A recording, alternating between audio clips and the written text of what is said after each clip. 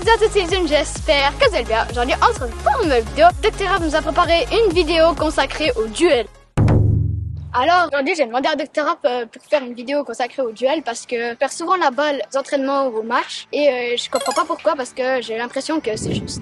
Ben Ellie, c'est intéressant comme question et je vois que tu n'es pas le seul qui a ce problème. Vous êtes pas mal techniquement, vous savez garder un ballon, mais souvent vous faites quand même un peu bousculer dans les duels et malheureusement vous êtes déséquilibré puis le ballon vous le perdez. Et ça peut être à l'entraînement, au match, n'importe où. Si on n'a pas quelques petites techniques pour pouvoir trouver des solutions, c'est difficile. Toi tu es concerné parce que tu es encore un peu petit par rapport à d'autres de ton âge, donc tu subis les duels plus que d'autres. Ce que je vois, c'est un peu naïf, mais finalement c'est humain ce que vous faites parce que quand il y a quelqu'un qui arrive sur moi, il va essayer de me prendre la balle, qu'est-ce qu'il va faire? Il arrive en pleine course, ben, je vais essayer un peu de le contrer avec mon corps pour garder le ballon. Et le problème c'est que vous faites comme ça, corps contre corps, et puis forcément tu vas subir, tu vas tomber. Donc faut savoir une chose Ellie, c'est vrai que quand tu as un joueur qui vient dessus en pleine course pour te prendre la balle, puis que toi tu l'attends, puis que tu essaies d'aller le contrer, tu es plus ou moins arrêté ou déjà en train de ralentir, ben c'est physique. La vitesse fois le poids de la personne contre ta vitesse à toi fois ton poids, ben c'est sûr s'il est un peu plus grand puis qu'il vient un peu plus vite, il fera pas le poids puis tu vas perdre ton duel, tu vas subir, tu vas se trébucher. Ça c'est normal. Donc faut justement essayer de développer d'autres techniques pour pouvoir se sortir de cette situation. Sur les 3 conseils qu'on va donner Ellie, petite précision, les 2 premiers c'est quand le joueur vient plutôt sur le côté et puis le dernier conseil qu'on vous donnera, ça sera plutôt quand le joueur vient derrière soi, quand on est dos au jeu. Ça c'est aussi une situation qu'on a souvent en match, que ben souvent faut trouver des solutions pour garder le ballon.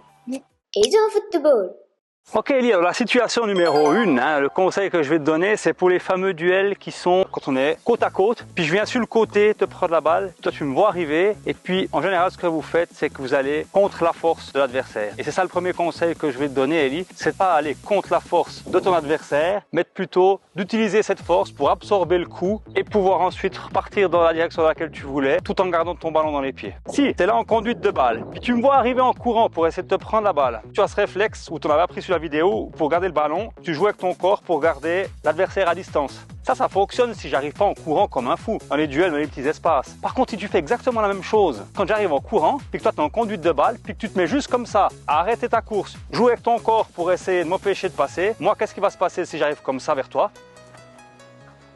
Très facile de te pousser. Et c'est pas parce que tu es légèrement plus petit que moi que ça fait ça. C'est le cas pour tout le monde. Parce qu'avec la vitesse à laquelle j'arrive en courant, ça va être compliqué pour toi de pouvoir résister à ça. Donc à la place d'essayer de me contrer, puis de croire que tu peux rivaliser avec cette puissance qui arrive ici, moi ce que je vais te demander Ellie, c'est de plutôt attendre et puis dès qu'il te touche l'adversaire, de pouvoir partir avec lui. Toujours dans la direction dans laquelle tu veux aller. Ça a 2 avantages. Le premier, comme je te le disais, quand il arrive comme ça en courant, tu vas absorber le choc et en même temps, il va te pousser un petit peu pour te refaire partir dans la direction dans laquelle tu voulais, mais lui ça l'a freiné. Donc tu le maintiens à distance et en même temps toi tu restes mettre du ballon. Mais attention, parce que si tu pousses trop ta balle ou bien tu te fais trop pousser et puis que le ballon il part trop loin de toi, qu'est-ce qui peut se passer à ce moment-là? Il y a un adversaire qui vient prendre la balle. Exactement. Il faut que ton ballon il reste proche de toi. Donc il y a une espèce de balance à trouver entre pouvoir absorber le coup et repartir tout en gardant le ballon dans les pieds.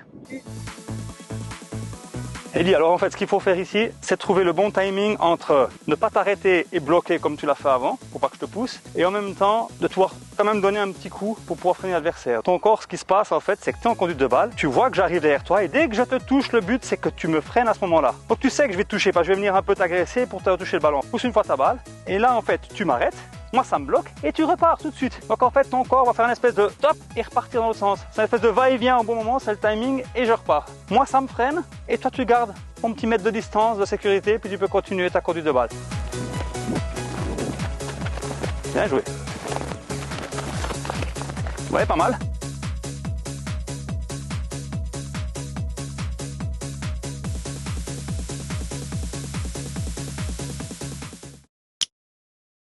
Il y en a une deuxième maintenant qui est aussi intéressante quand on a quelqu'un qui vient sur le côté. Et là, ce que je vais te demander, c'est de diriger la force avec laquelle il arrive dans une autre direction. Donc, de nouveau, tu auras le ballon, Ellie. Et cette fois, je vais arriver derrière toi et de nouveau, je vais t'agresser. Et là, à la place de vouloir garder le ballon et puis de me freiner plutôt comme on a fait avant, tu vas me faire croire que tu vas faire ça. Puis en fait, moi, je vais arriver avec toute ma force pour essayer de te rentrer dedans. En fait, tu vas essayer de me montrer cette partie de ton corps, donc on va dire l'omoplate extérieure là. Et ça va m'inviter à vouloir venir pousser un peu ce côté-là. C'est le premier qui va se proposer à moi.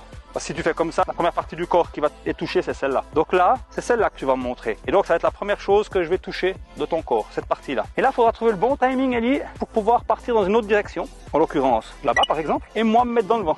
Parce qu'oublie pas que j'arrive en courant avec de la vitesse et de la force. Et si tu m'invites à venir ici et que tu tournes tout d'un coup dans une autre direction, moi, je vais me retrouver aux fraises. Donc, si on le fait au ralenti, Ellie, c'est ça. Tu avances. À un moment donné, tu me montres juste, tu penses plus qu'à me montrer ton corps. Tu laisses le ballon tu le protèges, à ton corps devant, c'est pas un problème. Toi tu sais que tu vas partir là-bas. J'arrive, je te touche, et toi tu pars dans l'autre direction. Et bien sûr, tout ça, il faudra le faire plus rapidement pour surprendre l'adversaire.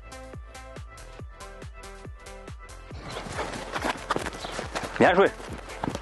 T'as vu, j'essaie de te pousser en plus avec le bras, c'est à la limite de la faute, tu vois. Là, tu m'as surpris. Là, j'ai vu, tu étais en train encore de travailler avec ton extérieur du pied, c'est bien, hein, tu l'as bien amené de l'autre côté. Mais si tu veux vraiment utiliser tout ton corps, tu peux laisser le ballon sans le toucher. Une petite fraction de seconde, c'est-à-dire que tu me vois arriver, donc tu t'arrêtes, tu m'invites à te pousser, tu touches pas le ballon, moi je pars tout droit, puis là, tu peux partir comme tu veux.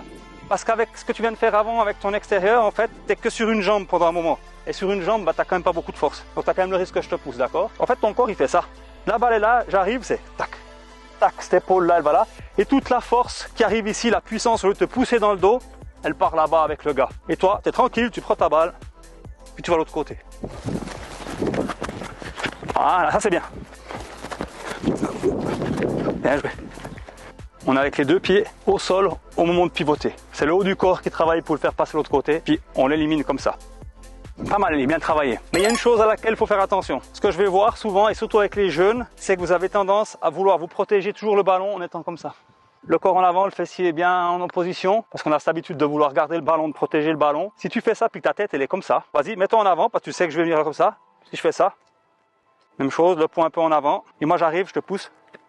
On a tendance à tomber facilement, hein. Ce que je vais te demander, Elie, ici, c'est de garder le corps droit, la tête levée, pas la tête trop en avant. Parce que si tu as la tête comme ça, ton corps, il est déjà en train de pencher en avant. Donc pour moi, malgré que tout tu fasses juste le reste du geste, le problème, c'est que tu peux quand même être déséquilibré. Et maintenant, tu vas voir avec la tête haute ce qui va se passer. On ne tombe pas là, hein? Donc maintenant, on va penser à ça. On continue à montrer cette partie du corps parce qu'on veut qu'il nous touche ici pour pouvoir partir, pour le mettre dans le vent. Par contre, on reste la tête levée. Bien joué. Tu te sens mieux, plus fort? Ouais, c'est normal. Il y a un truc, quand tu tournes autour de ce ballon, Elie, attention, hein, tourne pas trop vite. Ouais. Quand c'est le bon moment. Ben, quand on sent le joueur. Exactement, quand on sent le joueur nous toucher, ça c'est le moment pour y aller. Parce que si tu tournes déjà, bah, il va voir que tu tournes, bah, il va s'arrêter déjà avant, puis il va te prendre la balle autrement. Donc on dit l'information au dernier moment. Au dernier moment, c'est quand il commence à te toucher, là tu le sens, tu dis c'est bon, ça marche, je me retourne, je vais de l'autre côté. Alors j'ai exagéré le geste, hein, bien sûr on fait pas ça, mais c'est pour voir s'il était bien sur ses appuis.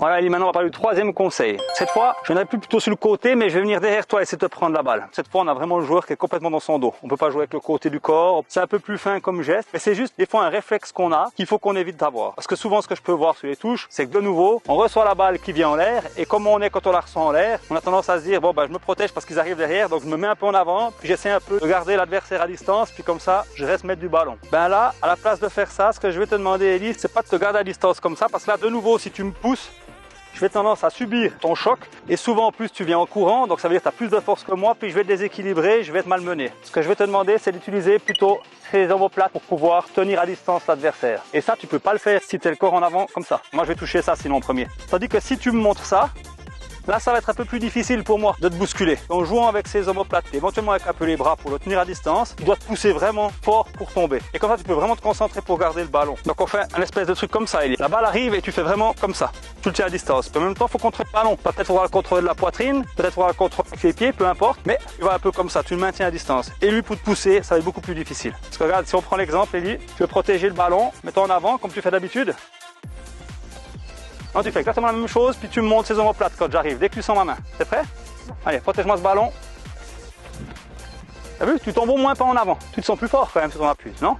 Après, bien sûr, il faut oublier qu'il faut garder le ballon dans les pieds. Oh, bien sûr, je te pousse avec les mains ici, hein, ce qui est complètement faux. Ça, c'est le carton jaune pour l'adversaire. C'est surtout pour montrer à tes abonnés comment absorber le choc des deux manières, d'accord? Ok, maintenant, on évite d'avoir ce pas en avant. Donc, vraiment, on pense à cette omoplate. Dès que tu me sens arriver, tu m'éjectes, tu me repousses en arrière, tu gardes le ballon. Donc ici, le secret, Elie, tu l'as compris, c'est vraiment d'éviter d'avoir la tête en avant quand on est en train de contrôler le ballon. Sinon, on est déjà déséquilibré et on est en faiblesse. Vraiment, on pense à cette omoplate, de retenir l'adversaire en ayant la tête droite et de le tenir à distance comme ça.